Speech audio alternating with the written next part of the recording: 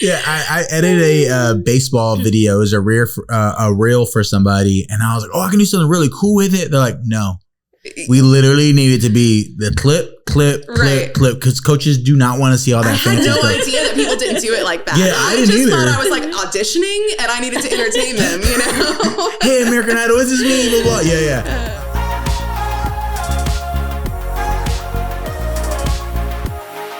Hi, welcome back to Launching Us. This is a podcast where we talk about us becoming small business owners and the journey it takes to get there. This week, we have a really cool guest who I've been wanting to have on the podcast for at least a couple of weeks now since I've seen her at an event down in Art Walk. And they made a big deal about you. Ashley down at Marbo was like, dude, we have INDY Jam. She's going to be here. It's going to be amazing. They're going to be rollerblading or roller skating in the floor. And she was like super stoked to have you. And I was like, I have to meet this person because this is really cool.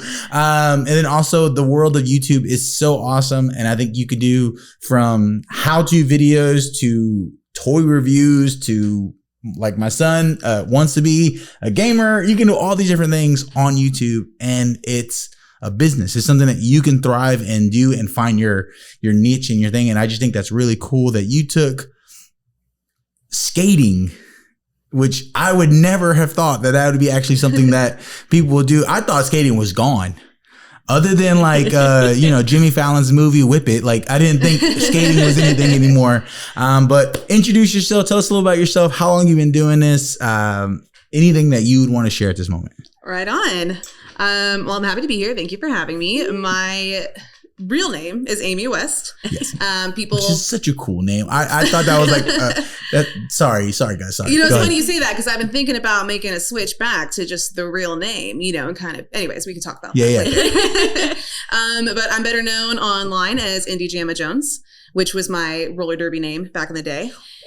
And it was fun stuff. But yeah, I make mostly roller skating content on YouTube, Instagram, TikTok are mostly my platforms. And it's fun. Yeah. So let's talk about it. Yeah. Where are you based from? Because I know I saw the Texas tattoo. Yep. And so I would imagine that you're from Texas, or you came to Texas. I'm from Pearland, born and raised. Okay, perfect. Like my grandparents, all four of them lived there, aunts, uncles, lots of people. But when I was 18, I moved to Austin to go to UT, was there for 5 years. Took me a little longer. Yeah, hook 'em. And then after that, I moved to Long Beach, California, and I was there for 7 years. And then just maybe a year and a half ago, I guess, I came back to the Houston area because of my boyfriend. I came back for a boy. He asked me, I saw you at the Galveston Bagels. Yeah. And you were like, what brought you back to this part of the U.S.? And I was like, well, and then I thought later, I was like, why did I come back? And I was like, I came home for Christmas and I got with my best friend's brother. And I was kind of transitioning, looking like, what city do I want to move to next? And I was like, it's time to come home. So I came back for a boy, but it's a great thing. Yeah. And when we were looking at moving in together and where we wanted to live, we were looking, in Houston, different places. And I was like, I've been by the water for too long. Let's go to Galveston. And he was able to make it work for his work. And here we are. We're living on the island. There is something about living next to the water that it draws you to it. We had a chance to go live in Washington State for a bit, which is beautiful. I love the mountains. We loved all the trees, but we would find ourselves on the weekend driving to the coast or driving to some type of water just to smell the beach. Seaweed. That's the smell that I would be like, that's so strange. I have not smelled seaweed in ages. Oh, and so when we were in Washington, there's a lot of lakes, and I was like, oh, it doesn't have the right smell.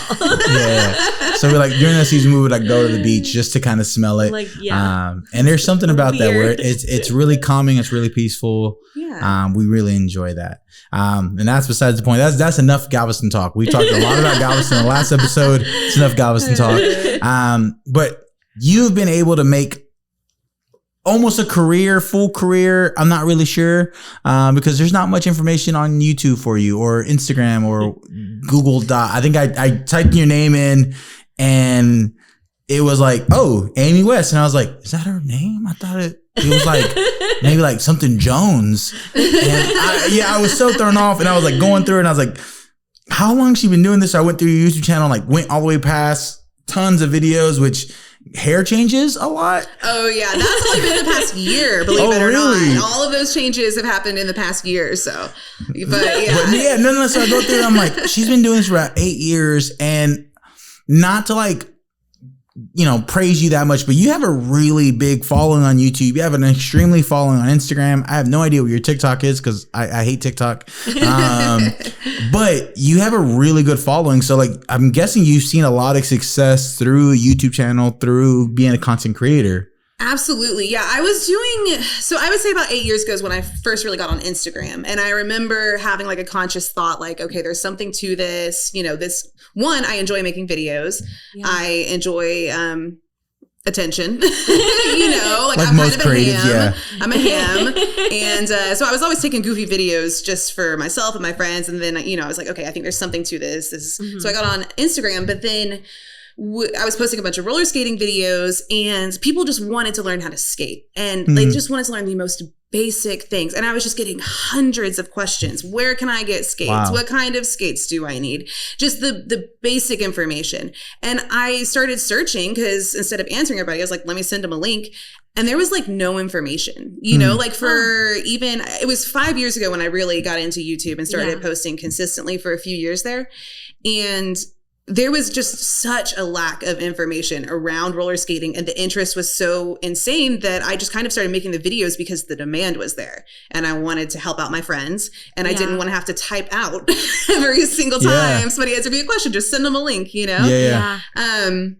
So that demand combined with the fact that I really love to make videos, it turns out I'm kind of good at it, I'm like, okay, this is great. I'm just going to keep going with this and see how I can make it work. But I definitely put in probably a solid year of making videos almost full time before it really became something I could like live off of. Wow. So I was lots of couch surfing during those years. So how was that to be like, I'm a YouTuber and I get paid to be a YouTuber? Like, how was that? It still feels weird. Like I've still only like the past couple of years have I been like, okay, I'm a YouTuber, I guess. Like, I don't know why. It just, like I am, but I've never really thought about it like that. I don't know. I've just been like, I make videos and this happens to be where they work best. I don't know. Yeah.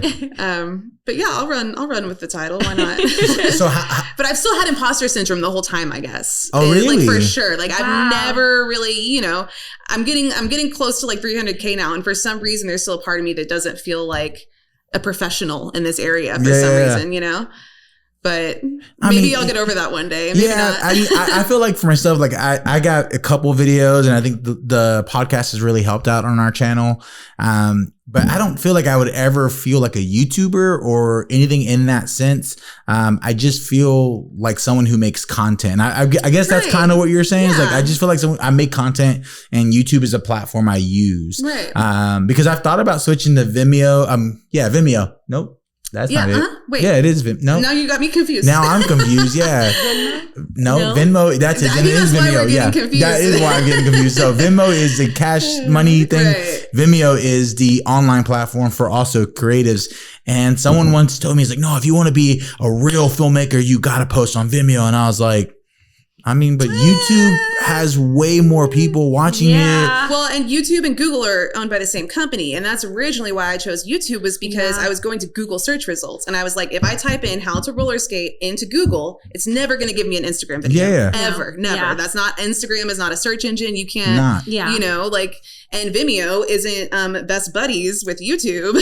So it's like, I would say what % of people are using Google to search? Most of them probably. Yeah. So I think it's always beneficial to have it hooked up with YouTube. I agree. Yeah. And so like I've seen a lot of people like go through that, but it's weird for that thought process to say I'm a YouTuber.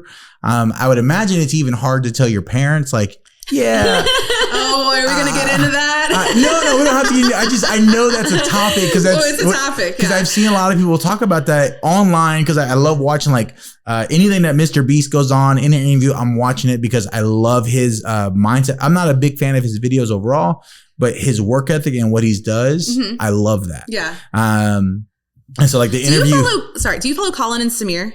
I do. Okay. Yeah, that their stuff with Mr. Their Beast testimony, yeah, and how they talk about him. Yes. It's like, yeah, they get it. I even watched their one with their his financial advisor. Oh, cool. They interviewed him, and they were really? talking about like his thought process on the first 30 seconds of a video.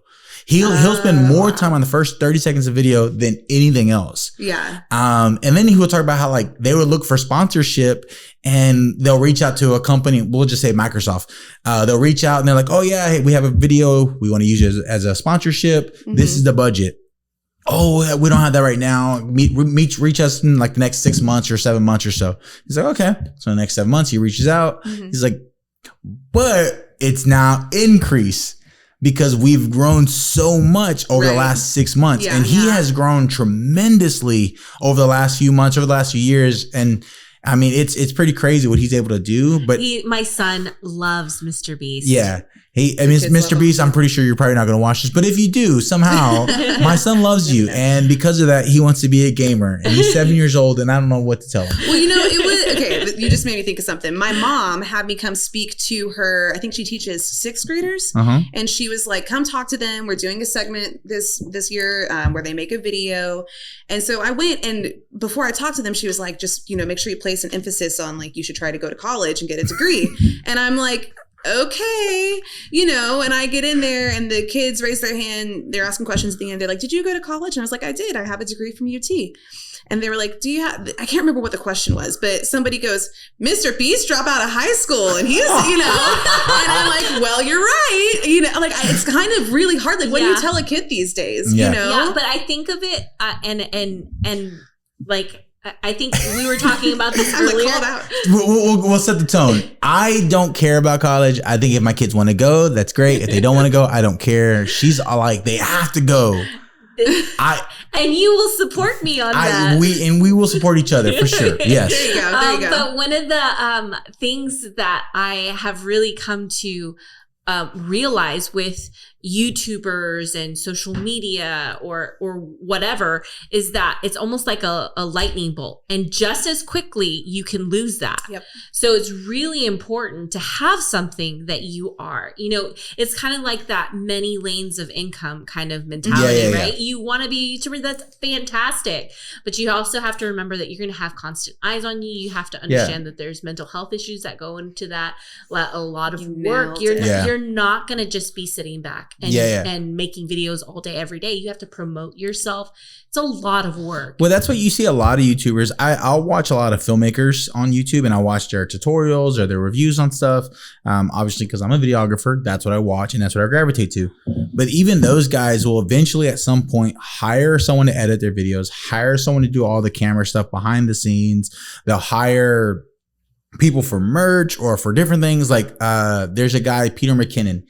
He's grown tremendously for video. Really? Yeah, that's pretty awesome. I did a conference a few years ago, and he was one of the big dudes there that everybody was hanging out with. He was cool. He grew like tremendously. I remember when I first started watching his stuff, it was like in his room, and it wasn't that great.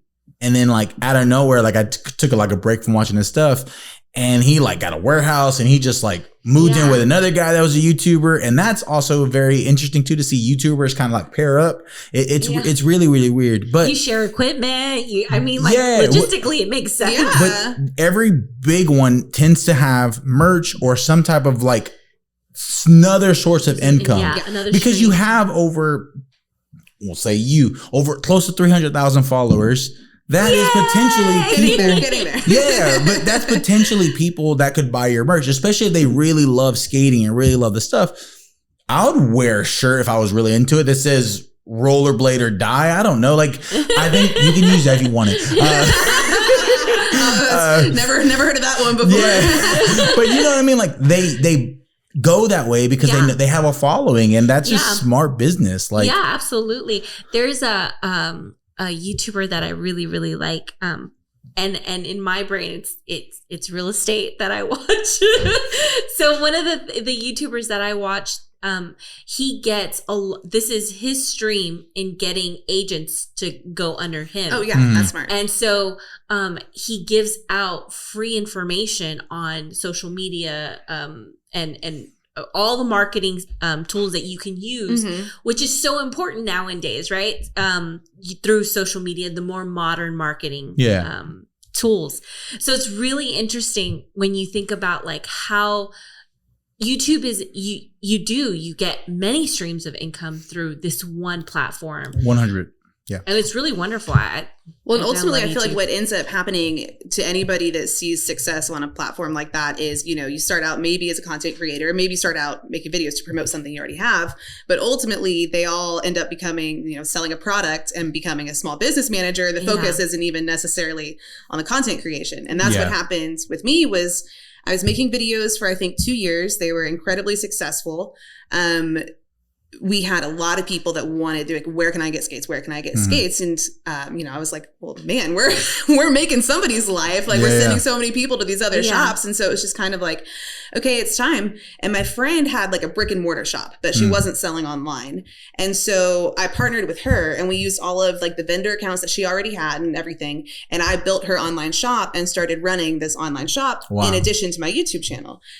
But it grew, is extremely smart. Yeah. It was insanely successful. It was too successful and grew too fast for us to handle. Like we probably should have brought in some like outside people that, but at the same time, we were getting advice. We were talking to other business professionals and they would all look at what we're saying. Like, I have nothing to tell you, like keep killing it, you know? But ultimately it ended up in a split. And at the peak of our success, you know, she decided it was all hers and my name wasn't on it. And so I had nothing to protect myself. I could have gone to court, but I was like, I don't want to. I'd rather just start something else and move on, you know? But absolutely like having those multiple income streams. And then if you are successful with just videos, it almost seems silly to not. Like people, like your fans want something to support you. And right now I have like a really pathetic like Teespring thing up, but it's not even like, I hope nobody, I don't know, I should take it off. But I don't have like a shop or any merch right now, and people like really want it, and I feel like I'm letting my fans down and people that support me down by not having that, you know? Even if it's what I'm not interested in, it's like you kind of have to do it for the people, you know? And that's I think like that's the crutch with like social media as a whole. And I don't want to go down the hole, but I feel like that's the idea that you start going down this rabbit hole and now you're kind of stuck being that person. And I look at a lot of the filmmakers that are online, a lot of them tend to be, oh yeah, I'm the review guy. And they'll get asked every year, what's in your camera bag? I don't know, probably the same thing. You have to make that video every year. You have to make that video and every always year. Successful. And it's so weird. Like, it's so weird that you have to do these things. And it's like, that's not why I got into this. Right. But yet now, because of the viewership and the fan base, and those are what you need, you kind of keep doing that. And it's just weird, but we can go on that. And that's so funny. We're always, Juan and I are so different in that. I think we were talking about that before we started shooting, where we were talking about how like, you're more the artistic person. You're like, I don't want to do that because it's a sellout kind of thing. Yeah. And I'm more like, sell out, bro. Oh my God. That's a good team right there. That makes a good team. It does. You know? I feel like as a couple, we will be successful because of the balance that we have. But I do feel like there are fights in the future. Like there are moments where you're like, no, just let me be me. Not a peek into our house, but that's kind of what happens sometimes. But I have two questions. One, how long have you been rollerblading? And why we're roller skating, not rollerblading because it's not a straight line. I'm sorry. My brother and I used to love rollerblading growing up. I always wanted to be like a Brink. Oh yeah. And soul skating. For anybody who's old enough to know that show, or just watch YouTube and go down that hole. Or there's another one that's called Overborn. Airborne. Yeah. And that one's my favorite. Airborne is, I feel like Brink was kind of like Disney Channel's knockoff. It was of very, Airborne. I love it. But I didn't even see Airborne until a few years ago. And I was like, oh, this is the one. Like, you gotta watch that. Go to, if you're on YouTube already, just type Airborne. It's on there. It's cool. Really good. 90s inline skating at its peak. Seth Green is on there. Seth Green, right? Do you know? Is it Airborne? The guy, it's the other one. There's another one. He lives on the island. And It's gonna be on the tip of my tongue. You got me droning completely. His name is Seth something. Oh, this is worth looking up. The episode's kind of taking a turn for the worse right here, guys. But nonetheless, if you're on YouTube, type it in. It's a movie you're going to want to watch. I think it's free on YouTube. It's such a good movie. It's an old movie, but it's so good. Yeah, that's him. That guy on the cover lives in Galveston, and he's always at Art Walk. You can go meet him. Really? Yes. His name is Seth something, I think. But he's our island celebrity. Okay, I definitely gotta find this guy. I gotta have him on the podcast next. Indy, you gotta get me hooked up with this guy somehow. Yeah, I got his Instagram, I think. But yeah, nonetheless, but the other thing is like my mom, and shout out to my mom, she grew up being a roller queen is what she called herself.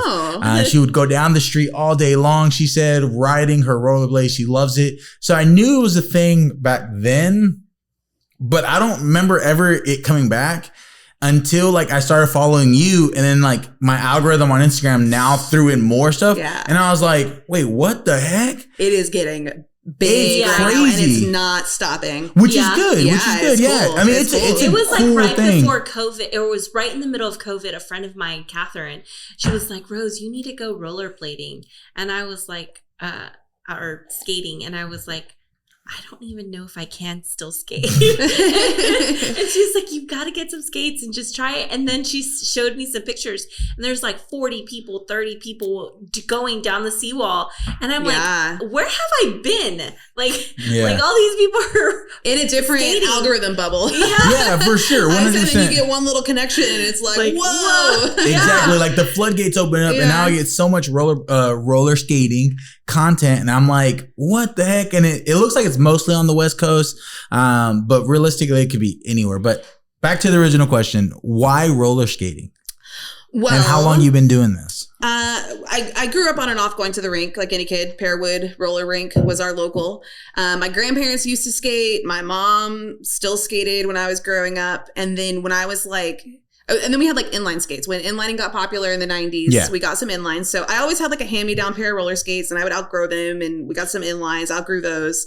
The inlines are the blades, right? Yeah, the blades. Mm-hmm. See, that's the ones that I like remember. Yeah. Right, yeah. And so I always have like, I'm like, oh, roller. That's why we keep saying rollerblading. Yeah, rollerblading. They were huge. I don't even, it was so unlike my dad. We never got anything outside of like a Christmas gift and a birthday gift. And even then it was like, you better stay within your limits. Yeah. But one day he went to Sun and Ski Sports. I don't know why. And he bought the whole family rollerblades.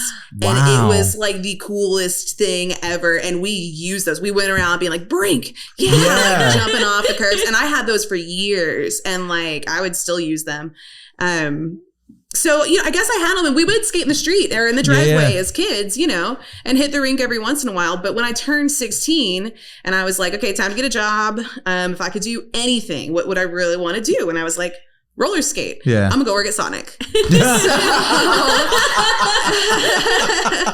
It was to this day my favorite job ever. It's still my backup plan. If all else fails, I'm gonna go be skating at that Sonic on Seawall, having a great time. Dude, that is so cool. I remember because they stopped doing that for a long time, or they just didn't have anybody that actually did it. I was the only one. Nobody else did it. Yeah, and then I showed up, and they were like, okay, like, yeah, we have some skates you could use. They had like Sonic skates in the back, or they can get them from different shops if you need them. You don't even have to have your own skates usually. Whoa, I just want to go work for them for like a week so I can get a skate and don't ever return them. You can keep the check, guys. I don't care. They just let you borrow them. Trust me, they know where those skates are. They got them eye-tagged. Yeah, they will come looking for those. The other thing I had on tip of my tongue, and this would be cut out. Where was I going to go with this? Is starting with your phone. That's what I wanted to get to. Like you started off with your phone, you said? Oh, yeah. Okay, yeah. That's what I want to ask too. So I'll repeat the question. So I'll just be cut out. Okay, cool. Probably the first thing I'll cut out because everything else will just stay in. The other thing I wanted to ask you is that you starting a YouTube channel, like what was your background on video? Because I know you said you went to UT, which is shout out, then roller skating for a while, but what background do you have on video that like made you? Because I think that's the thought process a lot of people have. Like, oh, I can't start a YouTube channel because I don't know anything about cameras. I know nothing about cameras still. I have no idea what an f-stop actually is. Like, I don't even adjust the settings on... I am like the worst, and you could probably tell from my videos, and I do get critiques sometimes like, oh, your audio, dude. And I'm like, I know I neglect the audio, but look at the pretty picture. Like, look at my skate. Yeah, I don't know. I've never enjoyed the gear aspect of it, and the demand was just there. And I was, I didn't have a ton of money. I had my iPhone. And so I was like determined, okay, I'm just going to do it with this and make it work. And for probably the first year, I just had my iPhone and nobody had any idea, and I would get these gigs that were like with a brand or something. And sometimes they would like show up to film with me or whatever. And I'd just be like, hey, don't judge me. This is how I do it, Yeah. But so when I was in high school, I was a gymnast and I was trying to go to college on a scholarship, and we had to edit like our tricks together, right? And most people just send in like, no music, just trick, just straight footage kind of put together. I don't know why. I got really into it. I made this like whole ridiculous video where I would like pop in and pop out, and there was all this music, and I sent it to all these colleges, and they were like, well, your gymnastics kind of sucks, but your video was great. You got a great personality. Keep trying, Yeah, I edited a baseball video as a reel for somebody, and I was like, oh, I can do something really cool with it. They're like, no. We literally need it to be the clip, because coaches do not want to see all that. I had no idea that people didn't do it like that. Yeah, I didn't just either. thought I was like auditioning, and I needed to entertain them.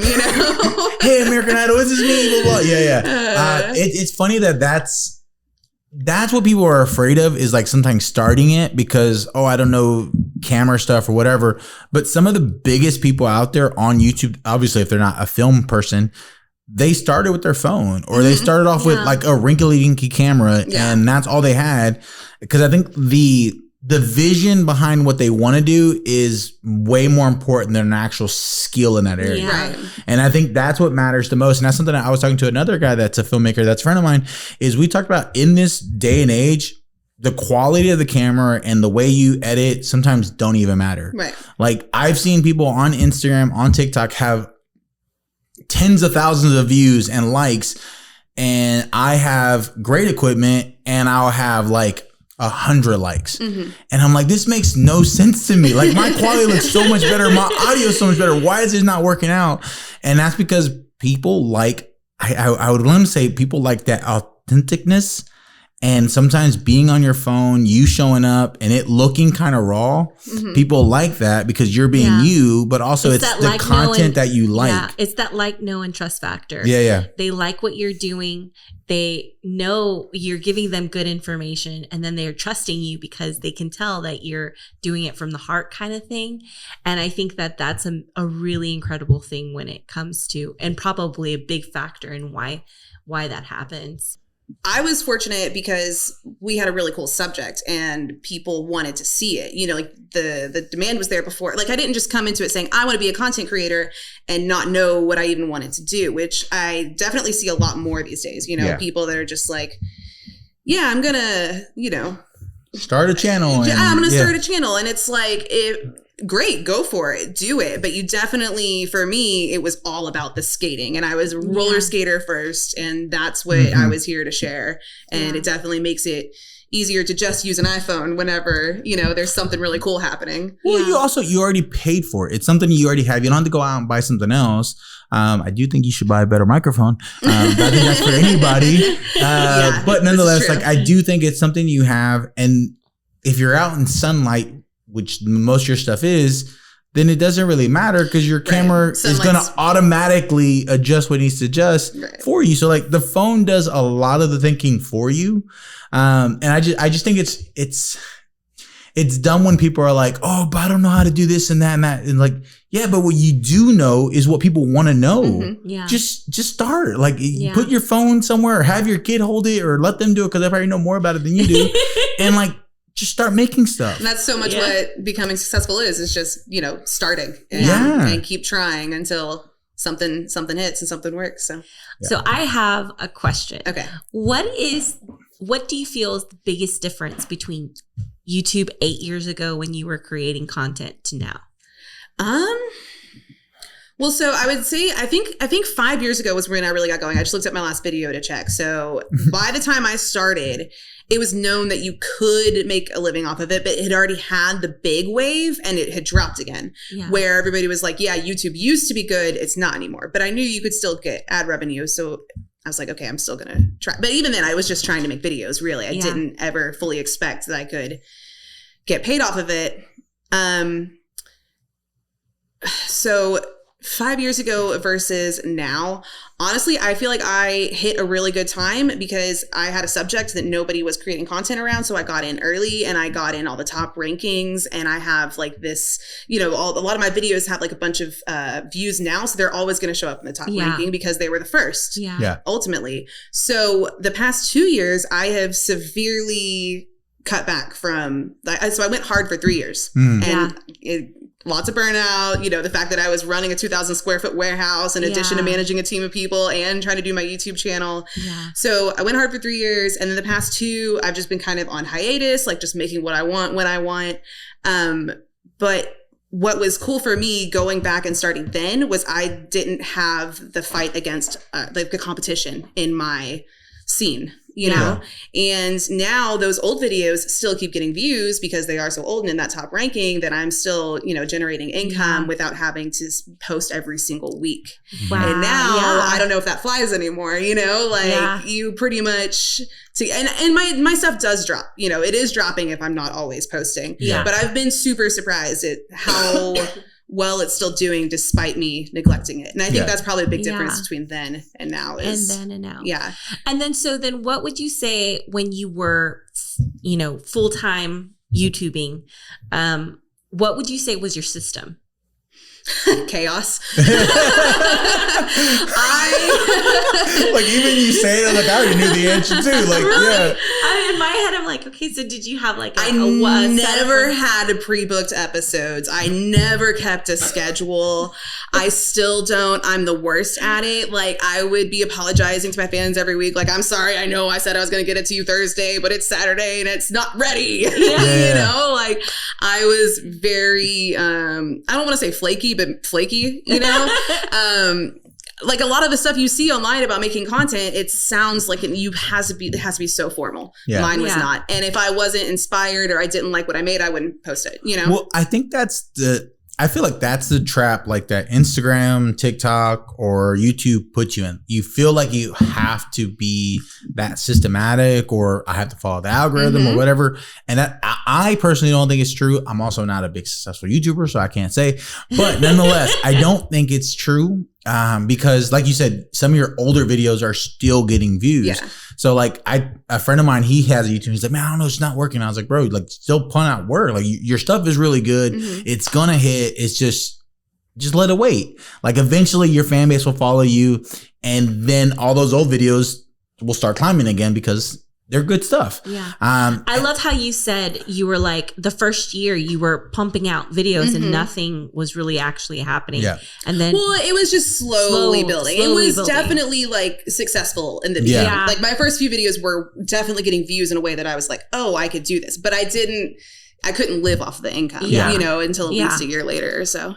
But I think like that's where that trap is. And I even feel like even for the podcast, like, oh, I have to drop it every Friday at 8 a.m. They're not and I feel like it needs to. I don't think it's wrong because we grew up watching TV and TV drops every night at a certain time or every day at a certain time. And the audience like it. I know that there's people that I follow and they're going to drop a video on this day. Doesn't mean I'm going to watch it on that day, but I like to know that, oh, there's a new video coming out. I'll watch it maybe later tomorrow. And so like, I don't think it needs to be that way. It does help, but I don't think it needs to be that way. And I just don't like the idea of like the YouTube and the whole world, it makes you feel like you have to do a certain way. And that it's very frustrating to me, especially like as a creative mindset. I don't like that. It's built for burnout. Yes. Like, really, if you feel like you can't ever take a vacation or take a week off, or you feel like you have to work insane amounts of overtime to get a backup videos or something, like that's why you see YouTubers burn out a lot. And like you said, it's just a spark in time that they're able to maintain it and then it's gone. So I don't know. I feel like if you're good at what you're doing and then what you have to say is really important, it doesn't bother me if someone takes a break. There's a guy, Casey Neistat, huge Never heard video. of him. Never. Don't know who that is. He is a huge YouTuber, grew tremendously over the time. And then like he took like a long break after like starting a company, selling the company, moving out to California. And I think it was last week I saw 2 alerts, and whenever he makes an alert, I'll watch the video because I love his like philosophy on cameras and the way he films. But he made 2 videos, and I was like, oh, he got 2 dropped this week. That's cool. Because normally it's like every 6 months or every 9 months now. And he's like, I'm moving back to New York and we're starting again. And I was like, dude, I'm excited. Like this makes me happy because you're a great person to watch, and I love watching his stuff. And so like I think it's cool when people take breaks because they need it for them, because this is not who we are. Mm-hmm. And so like having that breaks kind of reground you. But I just think it's really cool to have a channel. I really believe that anybody should have a channel in some way or another. If it's guarding or skating, if it's cameras, even if you like pins. I've seen tons of videos online about pins.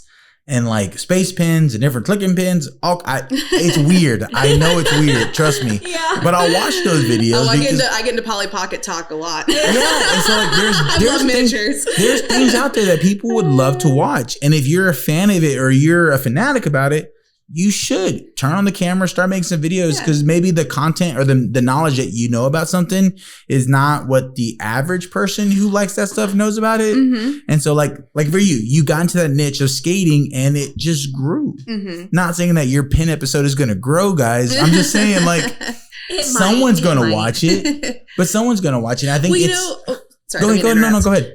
I talk a lot. When people talk about starting to get into content creation, I always say like, you got to love making the videos.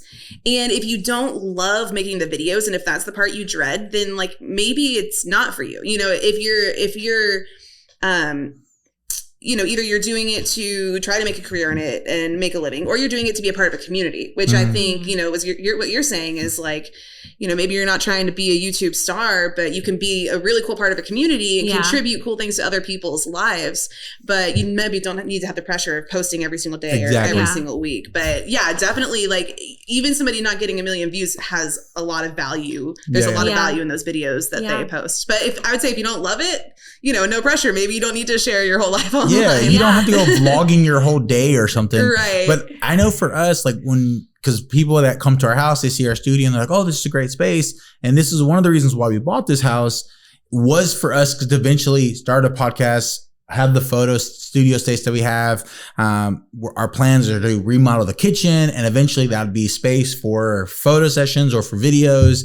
I know my wife, for some reason, wanted a nice kitchen setup for plants or for whatever she wanted to talk about. Turn the whole house into a set. And for real estate. Exactly. But it's the lifestyle photos for real estate. I was like, oh, if we can just stage the whole house so that when we have realtors come over who are friends of mine, because I'll be a realtor really soon. And as soon as that starts happening, then we could do staging here. Yeah. People could, all this becomes that space. And that's where I think like having a YouTube channel is important, because if you grow into it, it becomes something that you can tax right off. That's true. Hey, I spent all this money on redesigning my kitchen, but it's not because I needed a new kitchen. It's because it's my new set for my YouTube channel. Yeah.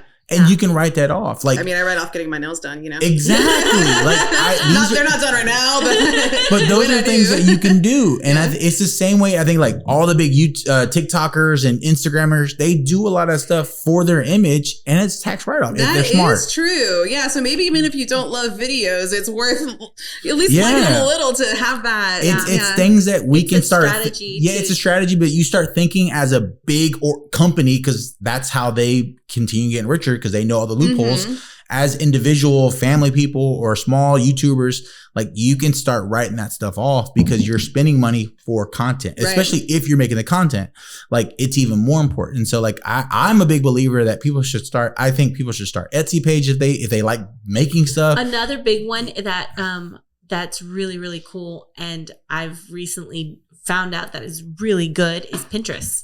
Yeah. Having a Pinterest page, and for one of the organizations that I worked for, we did create like content. We did 300 books, and we like every Monday, Wednesday, and Friday where we were posting how they used them in the classroom, what activities could be used with that. And it was one post, one clip, and this program is all about books. So we had 300 books laying around. Wow, yeah. And the different programs or the different age groups.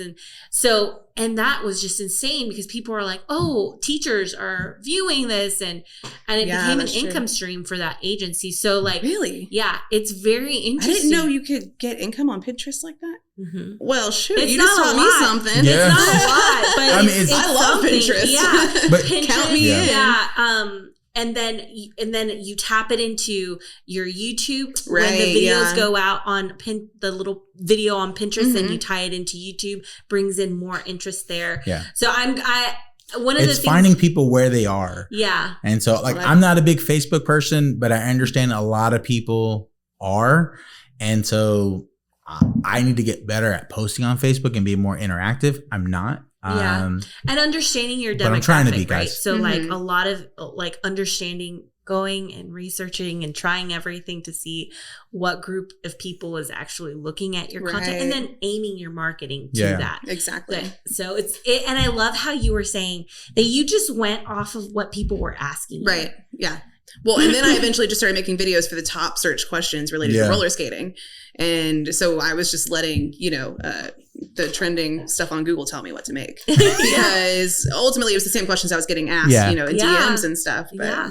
I mean, I've known someone asked me if they wanted to get their daughter into roller skating, and I was like, go follow this person. She always reviews stuff. Like there's cool things about like shoes with clips. So I didn't know that was a thing. I just thought it was like the same ones you get like the roller skate where you pay like $8 and you get these little crappy skates.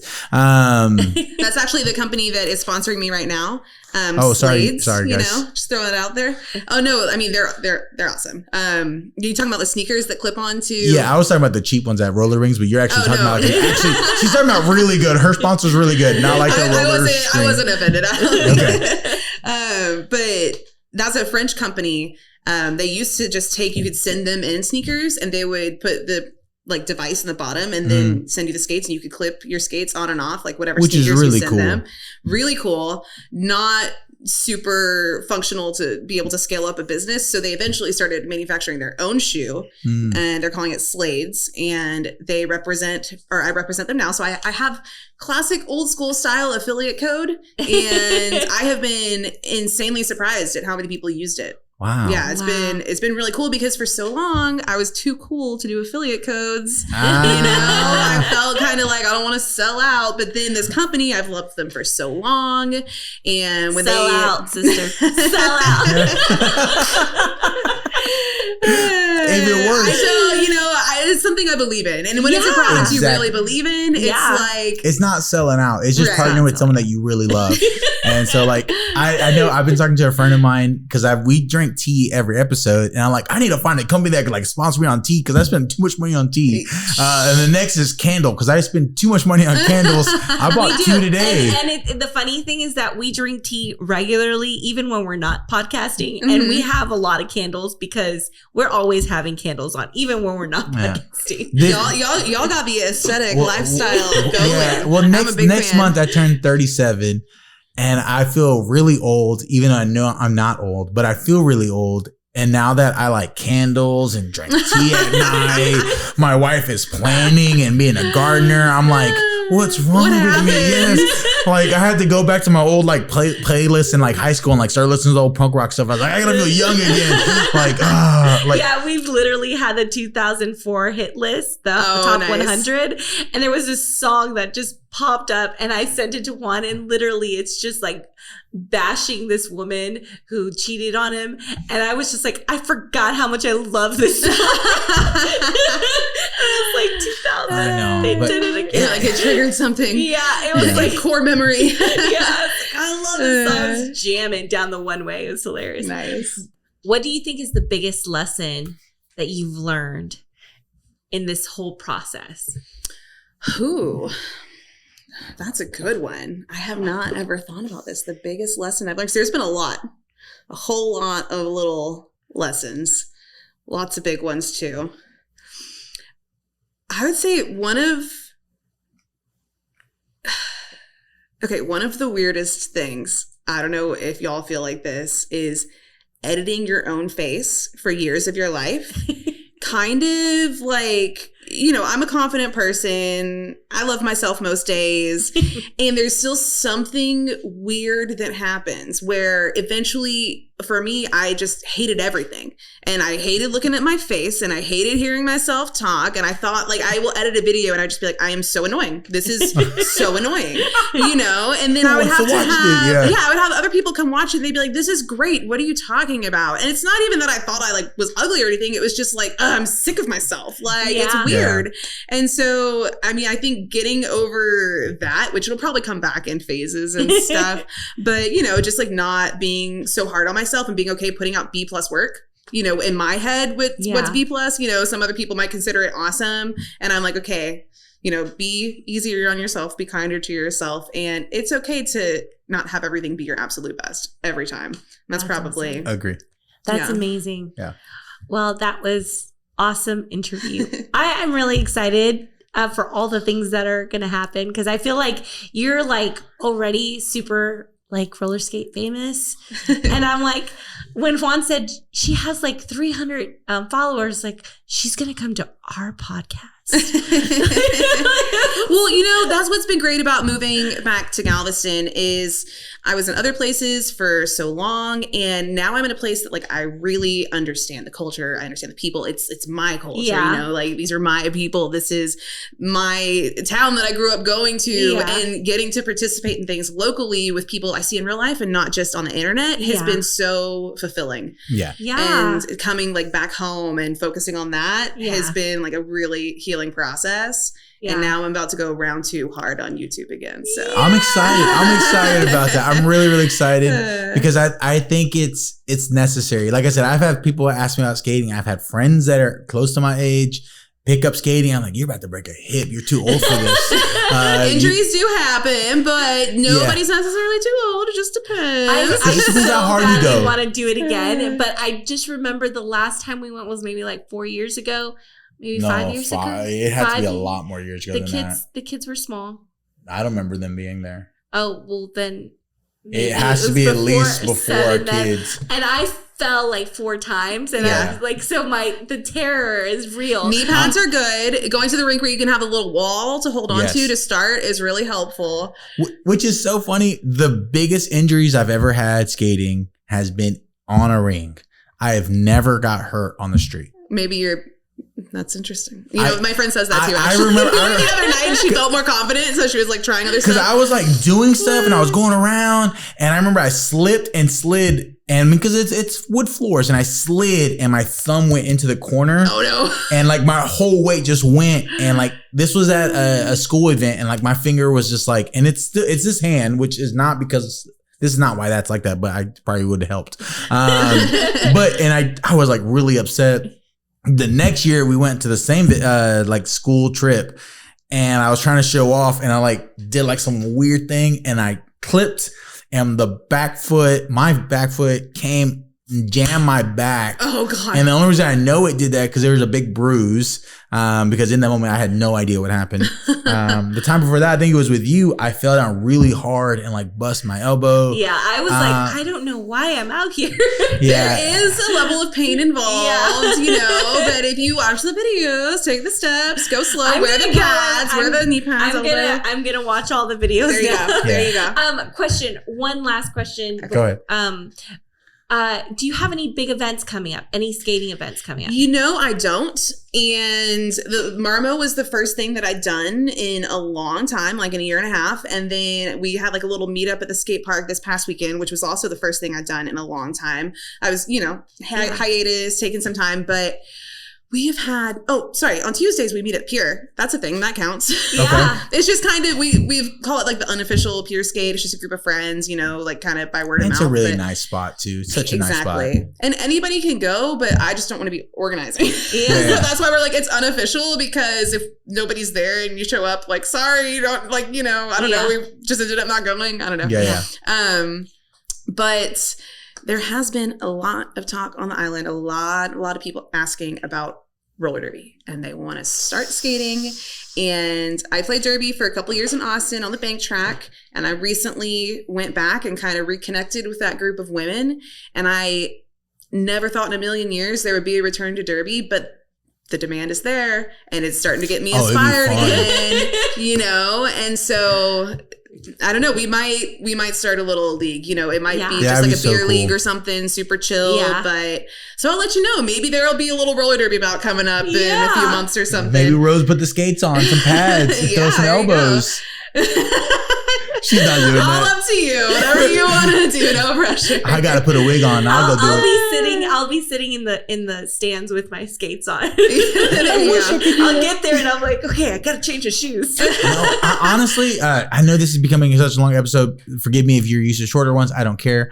But I love roller derby on the fact that it's like, it's a woman's sport, and it like really empowering. Like there is something about putting on some skates, I would imagine, because I'm not a girl, but going down and like throwing elbows and having fun. And at the end of the day, it's like, this is the best thing ever. Water polo on skates. Honestly, that's how we had a lot of soccer players, a lot of hockey players, a lot of sporty chicks that played aggressive sports. And I played water polo, and I remember I was really aggressive. And in my head, I'm thinking, man, that's probably because when you would swim, you would have to wrap your leg around that person to kind of drag them down so you could catch the ball, or you'd elbow them so you could get like the lift off of them to get the ball. So like in my head, I'm like, that's what you get to let out your aggression on your friends with permission. Yeah. You know, you get to take it out and then come back and be best friends at the end of the day.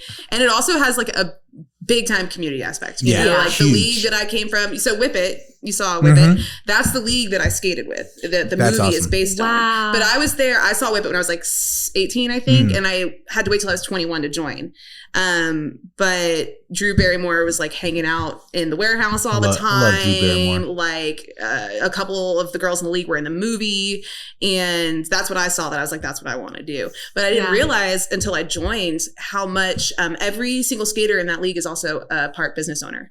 And we have a board that we elect, and we all have jobs within the league that you're responsible for upholding. So people were sometimes let into the league not because the tryouts were hard and the tryouts were tough, and a lot of people got cut, and it was not easy to get in. But once you were in, like some people were like made it even if they weren't the best skater because they had this business skill that we really needed to be able to keep being successful. And so that was the coolest part for me. You get to be on the track, you get to skate as a team, but you're also running an entire giant business, you know, and that's what's really exciting to me. And I think it would be cool for the little group in Galveston, or, you know, if anybody's interested, to just not necessarily try to put on a show like we did in Austin, but, you know, just work together and get some sponsors and have some fun. I would see it more just for the fun of seeing it. Like, I mean, just having that, that camaraderie, that group of people. Because Galveston already is such a close-knit community. To add that into the mix would be fun. Oh, so much fun. So much fun. I remember a couple years ago, the biking around Galveston, like everyone coming together, and they were just like I think it was like it still goes on. They just had a big old that was a huge thing. I could get into that. They still do. And so I could totally see that becoming something very similar. Yeah. Well, sorry. Keep going on. I'm gonna close this out because I feel like we can have a talk all day. But we're good. Thank you guys so much for watching. I really hope that you guys enjoyed this. I think you can start a business whatever way you know how. You just have to start and be passionate about it, and you can do it just like her, Amy West. Go follow her. I'll leave all the links or stuff that she'll send me so I can put on this description below. Do that. Her affiliate, go buy some skates or some shoes that look like skates, and then you can be really cool or you can act really cool depending on you. I don't know. But hit the like button, the subscribe button, all the things that YouTube likes you to do. And from us, just thank you for watching. Have a good one. Thank you.